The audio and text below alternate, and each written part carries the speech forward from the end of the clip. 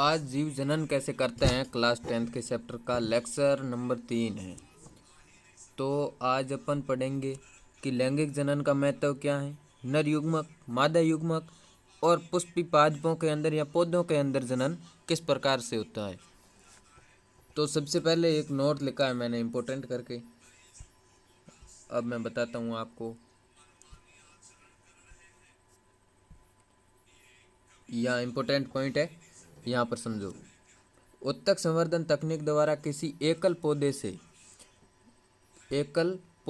अनेक पौधे संक्रमण मुक्त परिस्थितियों में उत्पन्न किए जा सकते हैं। उत्तक संवर्धन तकनीक का उपयोग सामान्य सजावटी पौधों के संवर्धन में किया जाता है। अब इस बात का मतलब समझो। अब पौधे क्या है, एक ही पौधा है, यानी कि पौधा क्या है, एकल, और उससे अपन को क्या करना है, अनेक पौधों का निर्माण करना है। तो अपन कौन सी तकनीक यूज करेंगे, उत्तक संवर्धन तकनीक। यानी कि इस तकनीक के अंदर क्या होता है कि अपन पौधे के किसी एक भाग को काट कर जब लगाते हैं तो उस तने या टहनी से नए पौधे का निर्माण हो जाता है। यही उत्तक संवर्धन कहलाता है और इसके द्वारा अपन एक से अधिक पौधों का निर्माण कर सकते हैं जो क्या होंगे, संक्रमण मुक्त परिस्थितियों में। उत्तक संवर्धन का तकनीक का उपयोग सामान्य सजावटी पौधों के संवर्धन में किया जाता है। यानी कि जो सजावट के रूप में पौधे उपयोग किए जाते हैं उनका निर्माण भी किसके द्वारा किया जाता है, ज़्यादातर उत्तक संवर्धन के द्वारा किया जाता है। अब पढ़ते हैं कि लैंगिक जनन का महत्व क्या है या लैंगिक जनन का लाभ क्या है। तो लैंगिक जनन से जनन संतति में विविधता आती है। क्या आती है, जनन संतति में विविधता। यानी कि जनन के अंदर क्या होता है, नर व मादा दोनों क्या करते हैं, आपस में जनन करते हैं तो नए जीव या उसकी संतति का निर्माण होता है। उसमें क्या आएंगी, विविधता आएंगी, यानी कि अलग अलग प्रकार के क्या आएंगे, लक्षण आएंगे। जीन के नए युग्मक बनते हैं जिसके कारण आनुवांशिक विविधता का विकास होता है। अब इसके अंदर क्या होगा, नए युग्मक बनेंगे। युग्मक का मतलब नर युग्मक और मादा युग्मक। नर युग्मक होता है शुक्राणु, नर युग्मक कौन सा होता है, शुक्राणु, और मादा युग्मक कौन सा होता है, अंडाणु। अब इसके अंदर क्या बनते हैं, युग्मक बनते हैं। और आनुवांशिक विविधता, आनुवांशिक विविधता का मतलब है कि डीएनए जो होता है वो पैतृकों से संतति में ट्रांसफर होता है। तो वो भी किसके अंदर होगा, लैंगिक जनन के अंदर। अब नए जीवों में विकास में इसकी महत्वपूर्ण भूमिका है। यानी कि नए जीवों का निर्माण करने के लिए सबसे अच्छी विधि मानी जाए तो वो कौन सी है, लैंगिक जनन है। कौन सी है, लैंगिक जनन। अब लैंगिक जनन के लिए डीएनए का प्रतिलिपिकरण आवश्यक है। लैंगिक जनन के लिए डीएनए का क्या आवश्यक है, प्रतिलिपिकरण, यानी कि इसकी डीएनए की कॉपियां बनानी आवश्यक है। कॉपियों का मतलब है प्रतिलिपि बनाना, यानी कि एक से अधिक एक ही प्रकार की संरचना का निर्माण करना। अब इम्पोर्टेंट पॉइंट है, नोट के रूप में मैंने लिखा है, लैंगिक जनन में भाग लेने वाले दोनों जीव पहले युग्मक का निर्माण करते हैं। जैसे कि लैंगिक जनन के अंदर दो जीव भाग लेते हैं, एक होता है नर, दूसरी होती है मादा। नर का मतलब पुरुष, मादा का मतलब स्त्रियां या महिलाएं। ये भाग लेंगे तो पहले किसका निर्माण होगा, युग्मक का। यानी कि नर के द्वारा नर युग्मक बनेगा और मादा के द्वारा मादा युग्मक बनेगा। और नर युग्मक कौन सा बनेगा, शुक्राणु, मादा युग्मक कौन सा बनेगा, अंडाणु। जिसमें डीएनए की मात्रा पैतृक कोशिकाओं की अपेक्षा आधी हो जाती है। यानी कि पैतृक कोशिकाओं में जो डीएनए की संख्या होती है वो उसकी संतति के अंदर क्या हो जाती है, आधी हो जाती है। अब जब नर व मादा युग्मक आपस में संयोजन करते हैं, जब नर युग्मक शुक्राणु व मादा युग्मक अंडाणु दोनों आपस में क्या हो जाएंगे, जुड़ जाएंगे, तो किसका निर्माण होगा, युग्मनज का। यानी कि शुक्राणु व अंडाणु के मिलन से बनने वाले को क्या कहते हैं, युग्मनज। क्या कहते हैं, युग्मनज कहते हैं।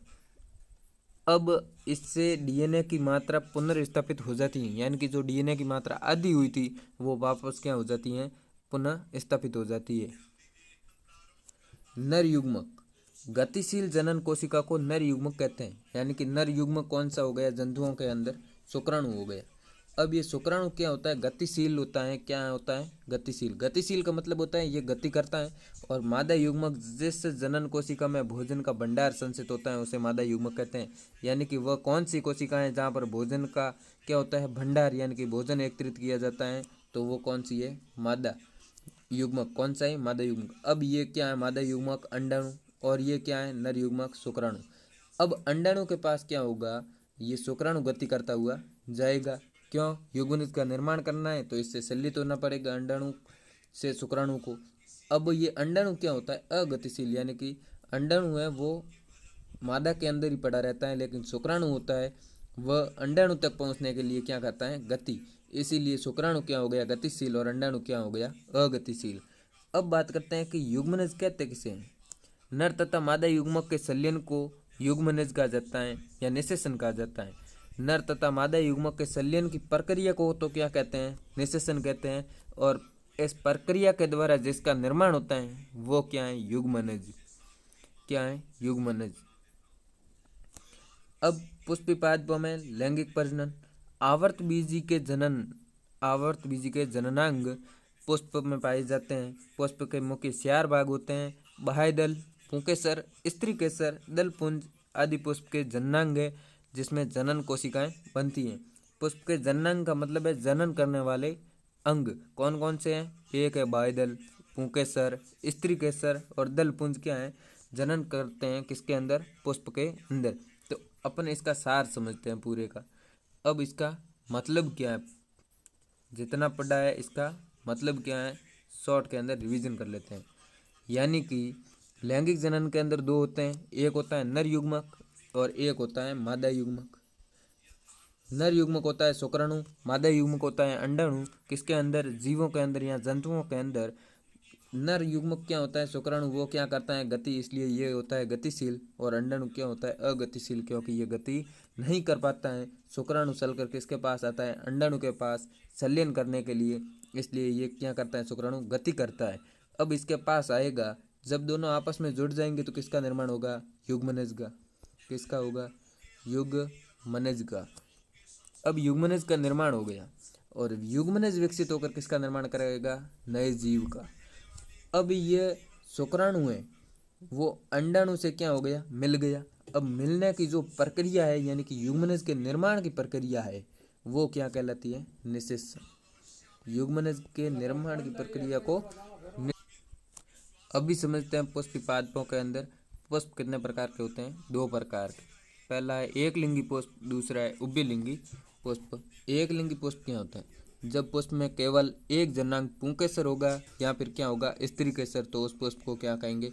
एक लिंगी पुष्प। यानी कि या तो होगा नर या उस पुष्प के अंदर क्या होगी? मादा। दोनों में से यदि कोई एक है तो उस पुष्प को क्या कहते हैं? एक लिंगी पुष्प कहते हैं। उदाहरण पपीता है, तरबूज है, मक्का है और ककड़ी है। इन के जो पुष्प होते हैं वो क्या होते हैं? एक लिंगी, यानी कि एक जननांग होगा। यहाँ तो होगा नर जननांग पुंकेसर और यहाँ होगा मादा जननांग स्त्री केसर। आपके मन में डाउट आ रहा होगा कि मैंने तो बोला नर जननांग शुक्राणु, यानी कि नर युग्मक बोला था मैंने, और वो जंतुओं के अंदर बोला था, लेकिन यहाँ पर किसकी बात हो रही है? पुष्प की। इसलिए पुष्पों के अंदर नर जननांग कौन सा है? पुंकेसर, और मादा जननांग स्त्री केसर है। अब बात करते हैं उभयलिंगी पुष्प। जब पुष्प में स्त्री केसर व पुंकेसर दोनों उपस्थित होते हैं तो उन्हें उभयलिंगी या द्विलिंगी पुष्प कहते हैं।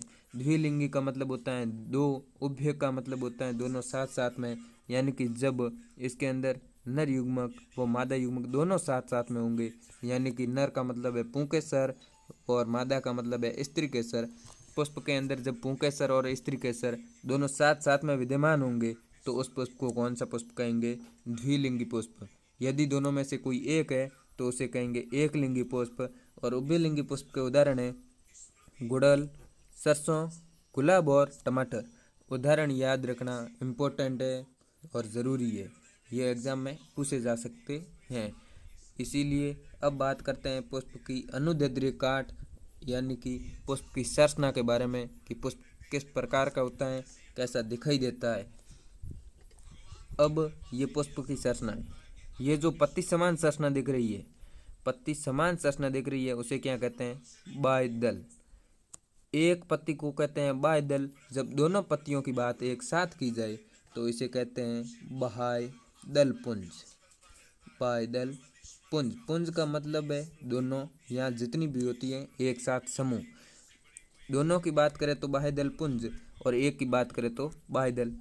और ये जो बाहर पुष्प की जो पंखुड़ियाँ होती हैं बाहर की तरफ, ये जो आवरण होता है उसे क्या कहते हैं? दल पुंज कहते हैं। पुष्प के अंदर क्या होती है? ऐसी पंखुड़ियाँ होती है। और इस प्रकार की पंखुड़ियों से मिलकर क्या बना हुआ होता है, पुष्प। तो इस एक पत्ते को तो क्या कहते हैं, पुष्प वाले को दल कहते हैं। और पूरे पत्तों की बात आ जाए, यहाँ आसपास जो घिरा रहता है पुष्प जिन पत्तों से, उस पूरों को क्या कहेंगे, या सारे एक साथ होंगे तो उसे क्या कहेंगे, दल पुंज कहेंगे या पंखुड़ी कहेंगे। अब पुष्प के अंदर होता है, एक होता है नर और एक होती है मादा। अब मादा को अपन कौन सी कहते हैं, स्त्री केसर। और नर की बात आए तो उसे क्या कहते हैं, पुंकेसर। पुंकेसर की संरचना कौन सी है, ये जो आपको संरचना दिखाई दे रही है ये किसकी है, पुंकेसर की। पुंकेसर के अंदर दो भाग होते हैं, एक ये जो लंबा वाला भाग दिखाई दे रहा है इसे क्या कहते हैं, तंतु कहते हैं। और एक ये जो ऊपर वाला भाग दिखाई दे रहा है, इस प्रकार की संरचना, इसे कहते हैं परागकोश। इसे परागकोश कहते हैं। जब दोनों की बात एक साथ की जाए तो उसे क्या कहते हैं, पुंकेसर। यानी कि ये पूरी संरचना क्या कहलाती है, पुंकेसर। यहाँ से लेकर ये इतनी पूरी संरचना पुंकेसर कहलाती है। सिर्फ ऊपर वाले की बात करूँ तो इसे कहते हैं परागकोश, और यदि इस नीचे वाले की बात करूँ तो इसे कहते हैं तंतु। अब पुष्प के अंदर मादा वाला भाग कौन सा है, ये मादा भाग है। अब पुष्प का जो ये आपको फूला हुआ भाग दिखाई दे रहा है, ये क्या कहलाता है, अंडस्य। और फूले हुए भाग के ऊपर ये नलिका नुमा संरचना दिखाई दे रही है, इस नलिका को क्या कहते हैं, वर्तिका। जो क्या कार्य करती हैं, शीर्ष भाग जो होता है स्त्री केसर का, उसे कहते हैं वर्तिका ग्रह। यानी कि वर्तिका ग्रह को अंडस्य से जोड़ने का कार्य कौन करती है, तो वो करती है वर्तिका। यानी कि ये नलिका है जो ऊपर वाले भाग को किसके साथ जोड़ रही है, इस नीचे फूले हुए वाले भाग से। अब वर्तिका ग्रह, वर्तिका और अंडस्य तीनों की बात जब एक साथ करूं तो इन तीनों को सम्मिलित रूप से क्या कहते हैं, स्त्री केसर कहते हैं। तीनों को एक साथ कहते क्या है, स्त्री केसर। और परागकोश और तंतु दोनों की बात करूं तो उसे क्या कहते हैं, पुंकेसर। क्या कहते हैं, पुंकेसर कहते हैं। अब एक की बात करिए तो उसे कहते हैं पुंकेसर। यदि इन दोनों की बात एक साथ करूं, इन दोनों की बात एक साथ करूं तो इसे क्या कहते हैं, पुमंग। क्या कहते हैं, पुमंग। और पुमंग की इकाई क्या है, पुंकेसर। यानी कि सारे पुंकेसरों की बात एक साथ करूं तो उसे कहते हैं पुमंग। यदि एक पुंकेसर की बात करूं, यानी कि एक की बात करूं तो उसे क्या कहते हैं, पुंकेसर। उसी प्रकार सारी पत्तियों की बात करूं तो उसे कहते हैं बाह्य दल पुंज। यदि एक पत्ती की बात करूं तो उसे कहते हैं बाह्य दल। अब ये जो पूरा भाग पुष्प का जिस पर ठहरा रहता है उसे क्या कहते हैं, पुष्पासन। यानी कि पुष्पासन के ऊपर पुष्प का पूरा भाग क्या होता है, रहता है। अब ये जो फूला हुआ भाग है अंडाशय है, इसके अंदर कौन सी संरचना होती है, बीजांड होती है। और जिससे किसका निर्माण होता है, बीज का। बीजांड से किसका निर्माण होता है, बीज का निर्माण होता है। और ये जो आपको अंडाशय दिखाई दे रहा है, फूला हुआ भाग, और इस अंडाशय से किसका निर्माण होता है, फल का। यदि बात आ जाए क्वेश्चन के अंदर फल का निर्माण किससे होता है, तो अंडाशय से। यदि बीज का निर्माण पूछे किससे होता है, पुष्प के कौन से भाग से, तो बीजांड से। याद रखो, बी से बी, यानी कि बीजांड से बीज बनेगा और अंडाशय से फल बनेगा। अब पुष्प के विभिन्न भागों का वर्णन ये अपन अगले लेक्चर के अंदर समझेंगे, क्योंकि लेक्चर बहुत बड़ा हो जाएगा। अच्छा लगा हो तो वीडियो को लाइक और यूट्यूब चैनल लक्ष्य एजुकेशन को सब्सक्राइब करें। और मिलते हैं लेक्चर संख्या 4 के अंदर।